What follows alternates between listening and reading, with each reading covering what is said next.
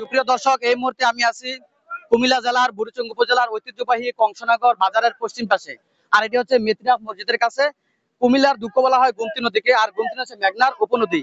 এই নদীর উৎপস্থল ভারতের ত্রিপুরা রাজ্যের অভয়পুর, উদয়পুর, সোনাইমুড়ি নামক স্থানের পাহাড়ি এলাকায়। এটি কুমিল্লা জেলার আদর্শ সদর উপজেলার কটকা সীমান্ত দিয়ে বাংলাদেশে প্রবেশ করেছে। বুড়িচং, ব্রাহ্মণপাড়া, দেবিদ্বার, মুরাদনগর, তিতাস ও দাউদকান্দি উপজেলা হয়ে মেঘনা নদীতে পতিত হয়েছে।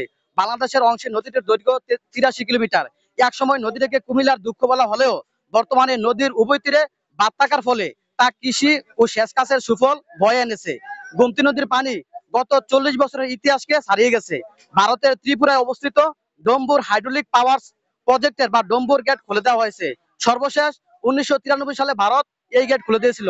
বন্যার পানি কমে যাবে এমন আশা করা যাচ্ছে না। ত্রিপুরা গেটটি খুলে দেওয়ার ফলে ফেনী, কুমিল্লা, নোয়াখালী জেলাসমূহে প্লাবিত হয়েছে এবং এটি আরো ব্যাপক আকার ধারণ করতে পারে। তাই সকলকে যার যার অবস্থান থেকে সতর্ক থাকার, এই বিপদে প্রত্যেকের অবস্থান থেকে পানিবন্দী ভাইদের পাশে থাকার আহ্বান করছি। গোমতী নদীর পানি উত্তর পাশে পালপাড়া অংশে বাঁধ থেকে গড়ে 3 থেকে 4 ফুট নিচ দিয়ে প্রবাহিত হচ্ছে। গোমতী নদীর দক্ষিণ অংশে অর্থাৎ শহরের পাশে বাঁধ থেকে গড়ে 6 থেকে 7 ফুট পানি প্রবাহিত হচ্ছে। বিগত 6 ঘন্টায় 12 থেকে 15 ইঞ্চি পানি বৃদ্ধি পেয়েছে। সবাইকে সতর্ক থাকার জন্য অনুরোধ করছি। এখন আমাদের সাথে একজন লোক কথা বলবেন। ভাই, আপনার নাম নাকি? আলমগীর। জি, আলমগীর ভাই, আপনাকে সবসময় আমরা ফেসবুকের মাধ্যমে দেখি। তো আপনি এখানে যে আসছেন, এই বাঁধের কি অবস্থা এখন বর্তমানে দেখতেছেন? এখন তো বাজার অবস্থা একটু ভালো, জি বাড়তেছে তো এই কারণে। আর আশা করি আমরা এখন বিপদ মুক্ত। জি, এখন ওই যে এখানে ইউপি মেম্বার আছেন এবং চেয়ারম্যান অ্যাডভোকেট সাহেব ইস্কান্দার ভুঁইয়া আসার কথা।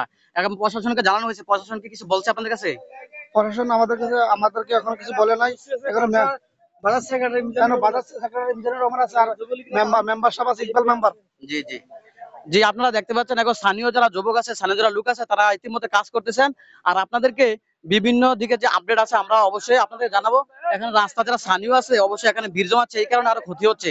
তো গোমতী নদীর পানি ইতিমধ্যে বিপদ সীমার মধ্যে দিয়ে পার হচ্ছে, আপনারা সবাই দেখতে পাচ্ছেন। আর আপনাদেরকে বিস্তারিত কিছুক্ষণ পরে আবার তুলে ধরবো।